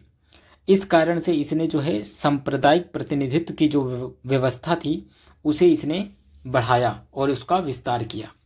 अब यहाँ पर ये जो है वो एग्ज़ाम के पॉइंट ऑफ व्यू से बहुत इम्पोर्टेंट है, इसे आप बिल्कुल समझें। अभी इससे पहले वाले जो 1909 का जो मार्लियामेंट्री सुधार था उसमें क्या किया गया था, उसमें सांप्रदायिक प्रतिनिधित्व की जो व्यवस्था थी उसका जरक उसे माना गया था, उसने उसको जन्म दिया था। क्यों? क्योंकि उसने जो मुस्लिम लोग थे उनके लिए पृथक निर्वाचन की व्यवस्था प्रस्तुत की थी, और सांप्रदायिक जो प्रतिनिधित्व की व्यवस्था थी वो उसने लागू किया। और अब इस एक्ट में क्या हुआ कि इसका विस्तार किया गया और अब इसे दलितों, महिलाओं और मजदूर वर्ग पर भी लागू किया गया। तो ये जो डिफरेंस है ये आपको पता होना चाहिए। इसके अलावा आखिरी जो पॉइंट है इस एक्ट में इम्पॉर्टेंट, वो ये है कि इसने जो है भारतीय रिजर्व बैंक की स्थापना की। इस एक्ट के तहत ही जो हमारा वर्तमान समय में आरबीआई है उसकी स्थापना की थी। किस लिए? ताकि मुद्रा का नियंत्रण हो सके।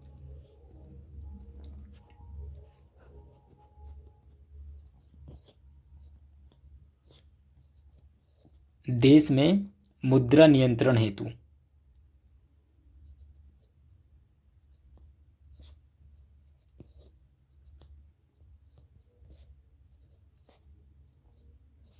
किसकी स्थापना की गई? भारतीय रिजर्व बैंक।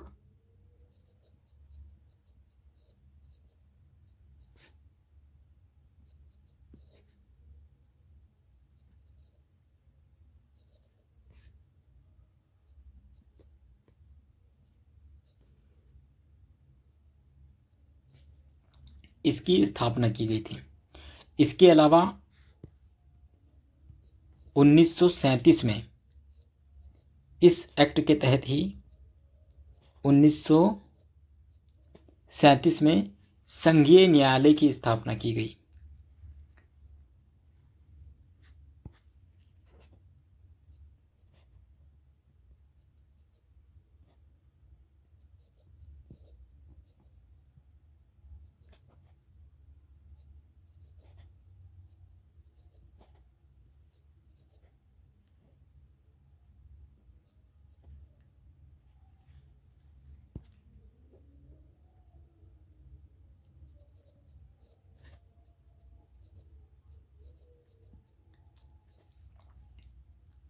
तो यहाँ पर मैंने जो जितने भी इम्पॉर्टेंट फैक्ट थे इस एक्ट से रिलेटेड, उसका वर्णन अच्छे से मैंने यहाँ पर किया हुआ है।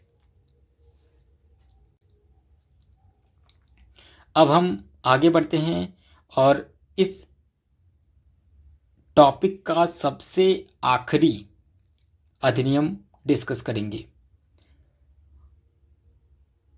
वो है 1947 का भारतीय स्वतंत्रता अधिनियम।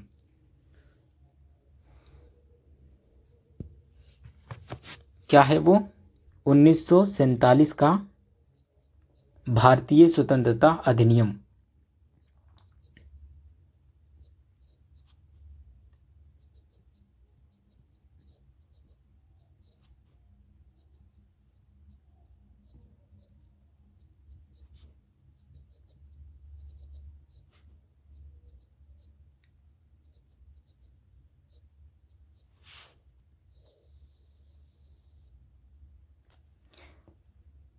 इसमें क्या क्या इम्पोर्टेंट हुआ उसे हम देखते हैं।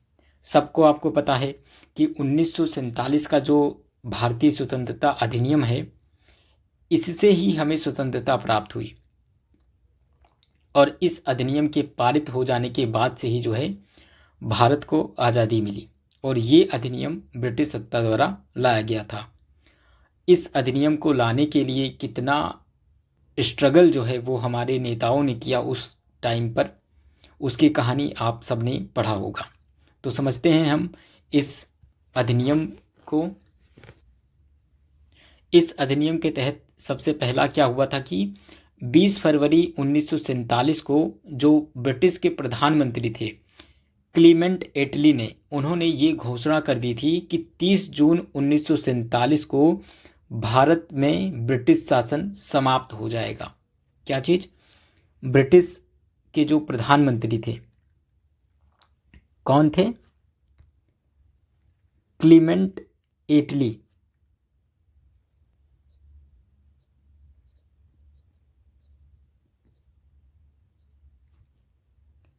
एटली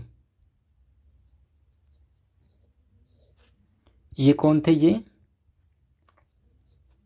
प्रधानमंत्री, ब्रिटिश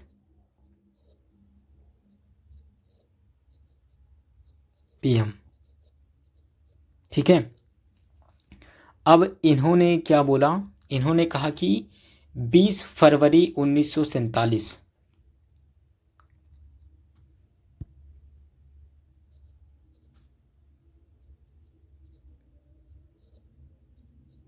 20 फरवरी 1947। इस टाइम पर इन्होंने एक भाषण दिया और ये घोषणा की कि कुछ भी हो, 30 जून 1947 को भारत से जो है वो ब्रिटिश शासन समाप्त हो जाना चाहिए। इन्होंने इस टाइम पर घोषणा की कि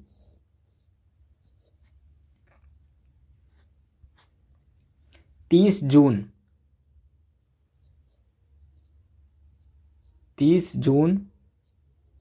1947 इस तारीख तक जो है ब्रिटिश शासन समाप्त हो जाएगा।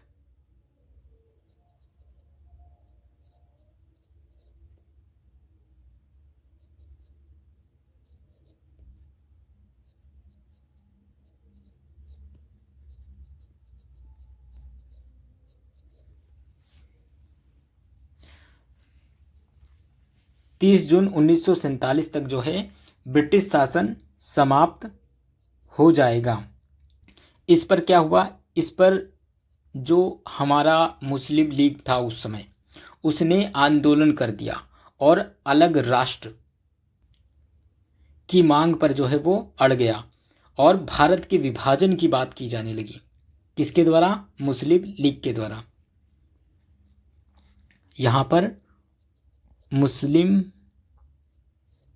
लीग, इसने आंदोलन किया। क्या किया? आंदोलन।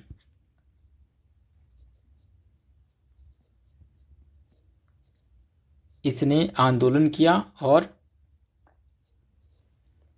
भारत के विभाजन की बात की। भारत के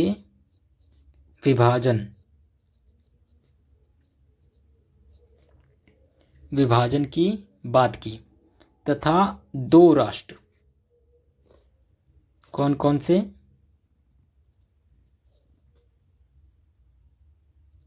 भारत और पाकिस्तान,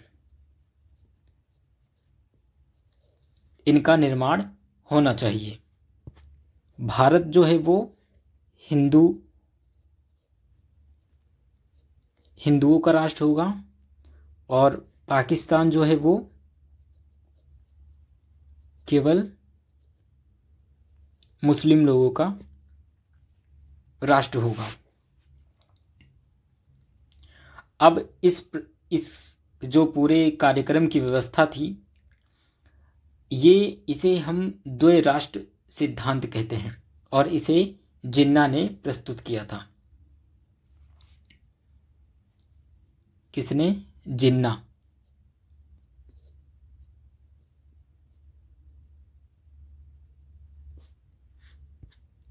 क्या था ये?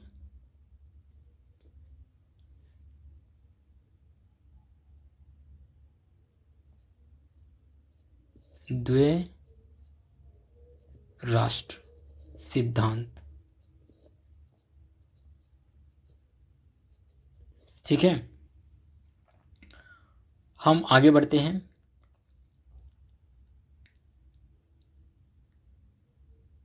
अब ये जो मुस्लिम लीग का प्रस्ताव था, उन्होंने जो आंदोलन किया और भारत के विभाजन की बात की, ये वायसराय के पास जो है उनके इस मांग को रखा गया और इसे 3 जून 1947 को वायसराय माउंटबेटन ने स्वीकार कर लिया। 3 जून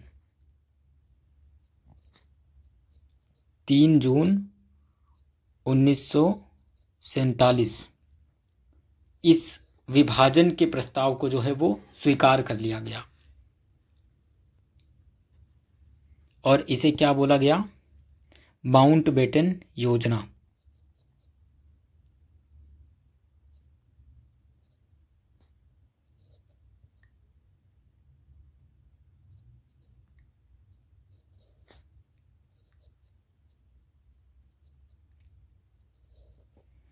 ये वायसराय थे उस टाइम पर माउंटबेटन, और इन्होंने जो है एक तरफ कांग्रेस और दूसरी तरफ मुस्लिम लीग दोनों के बातों को समझा और भारत के विभाजन से संबंधित एक रूपरेखा तैयार करी और उसे प्रस्तुत किया गया, जिसे माउंटबेटन योजना कहते हैं।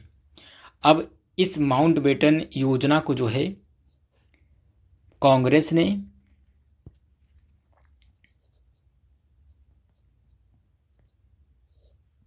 और दूसरी तरफ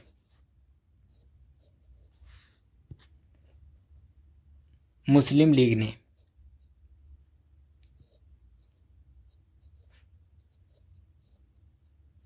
इन्होंने क्या किया था, इन्होंने स्वीकार लिया।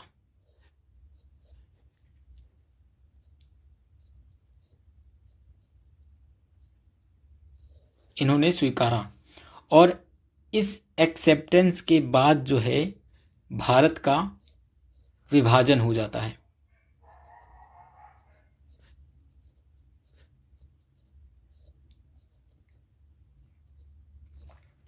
ठीक है।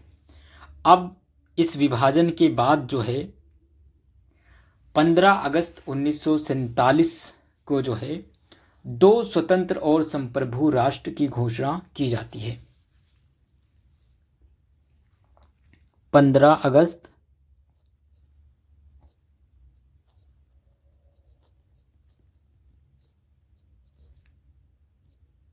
1947 को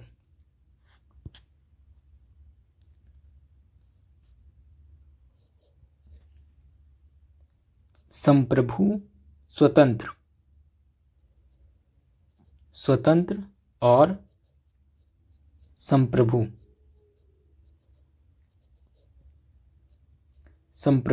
राष्ट्र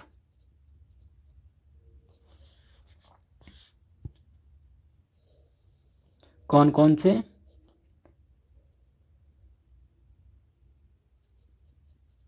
पाकिस्तान और दूसरा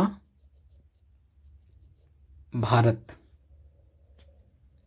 पाकिस्तान जो है वो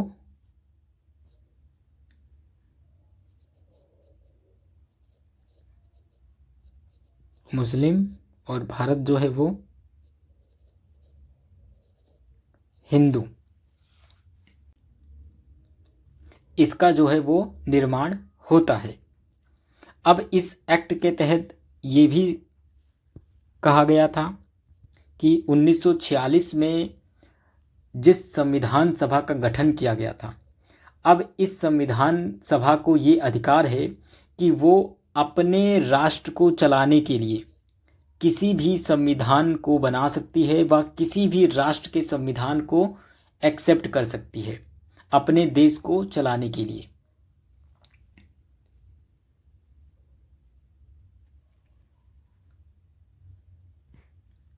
संविधान सभा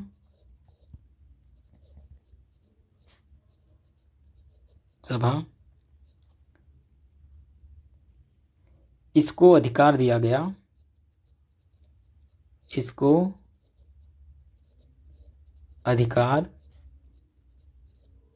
दिया गया किसी भी संविधान को स्वीकार करने के लिए, किसी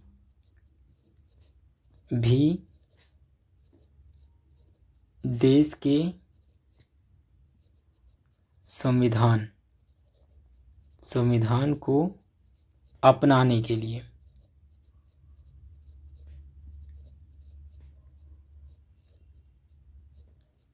अब चाहे ये किसी दूसरे देश के संविधान को अपना ले या फिर ये खुद का संविधान का निर्माण कर ले। अब यहाँ पर इस संविधान सभा को इस अधिनियम द्वारा ये भी शक्ति दी गई कि अगर ये संविधान सभा चाहे तो अब तक जो ब्रिटिश शासन के तहत जितने भी कानून बने हैं उसे ये समाप्त कर सकती है या फिर इसे वो बदल सकती है। और यहाँ तक कि इसे ये शक्ति दी गई कि वो चाहे तो ये जो स्वतंत्रता अधिनियम है 1947 का, इसे भी वो ख़त्म कर सकती है और अब तक जैसे शासन चल रहा था वैसे ही ये शासन चलता रहेगा।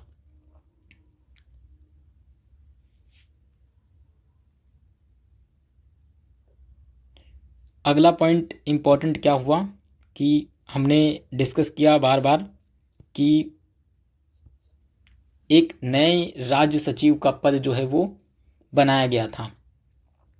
अब इस पद को समाप्त कर दिया गया। ब्रिटेन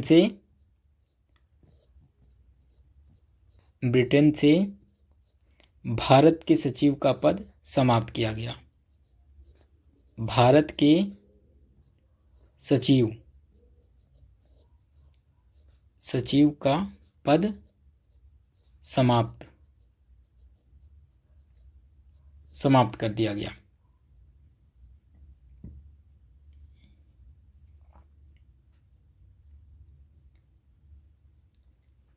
अब इस अधिनियम के तहत क्या प्रावधान किया गया था?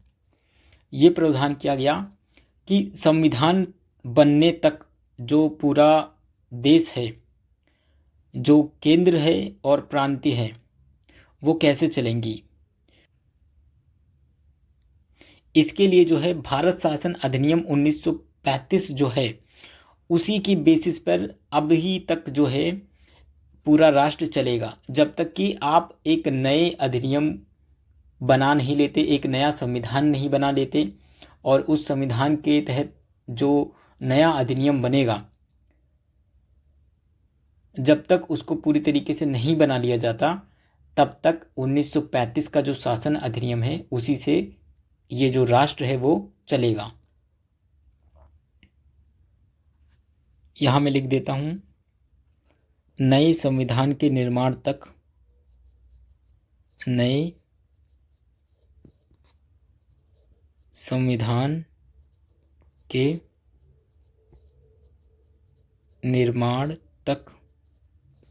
देश जो है वो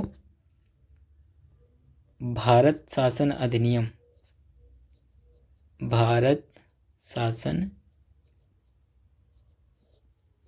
अधिनियम 1935 ये जो अधिनियम था इसी पर चल रहा था।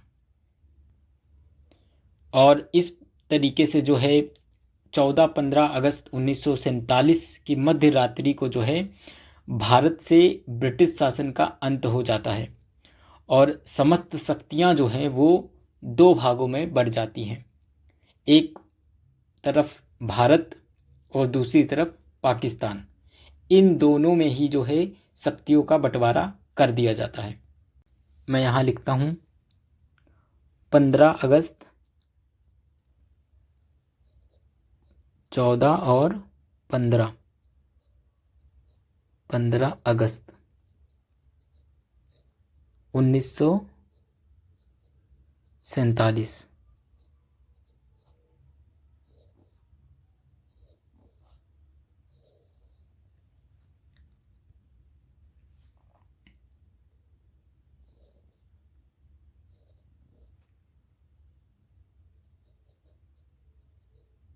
भारत और पाकिस्तान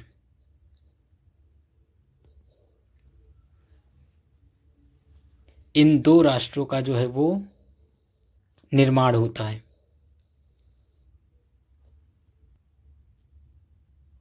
अब भारत की बात की जाए तो जो हमारे लॉर्ड माउंटबेटन थे, इन्हें भारत का प्रथम गवर्नर जनरल बनाया गया।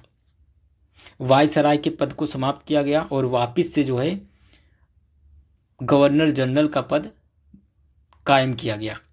और स्वतंत्र भारत के प्रथम गवर्नर जनरल ये पूछा जाता है, जो हमारे स्वतंत्र भारत के प्रथम गवर्नर जनरल थे वो लॉर्ड माउंटबेटन थे।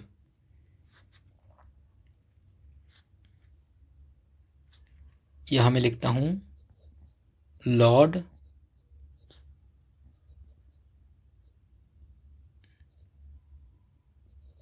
Mountbatten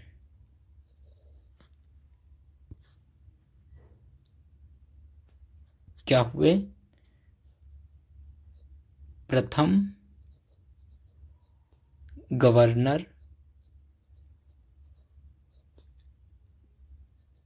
general. और इन्होंने क्या किया? इन्होंने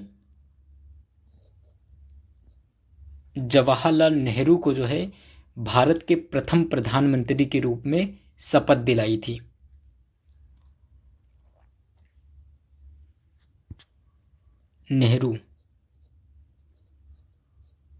नेहरू को शपथ दिलाई।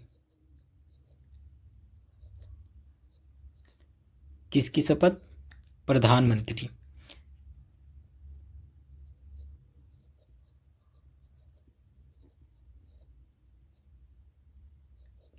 अब आप लोगों के दिमाग में ये प्रश्न आएगा कि 1951-52 में जब है हमारा प्रथम आम चुनाव हुआ तो प्रधानमंत्री 1947 में कैसे जवाहरलाल नेहरू को बना दिया गया?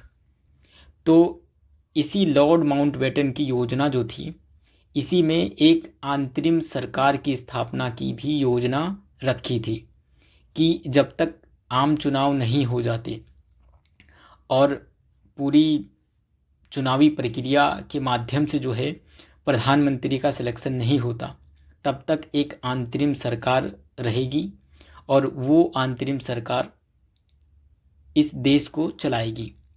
तो उस अंतरिम सरकार के जो प्रधानमंत्री बने थे वो हमारे नेहरू जी थे, और नेहरू जी को जो है लॉर्ड माउंटबेटन ने शपथ दिलाई थी। तो यहाँ पर अंतरिम सरकार की बात की जाती है। अंतरिम सरकार के बारे में हम आगे की वीडियो में डिस्कस करेंगे जब हम अपना संसद को पढ़ रहे होंगे या फिर प्रधानमंत्री को पढ़ रहे होंगे। तो आई होप कि आप लोगों को ये वीडियो पसंद आई होगी यहाँ तक, और संवैधानिक विकास कैसे हुआ उससे संबंधित बहुत सारे डाउट आपके क्लियर हुए होंगे।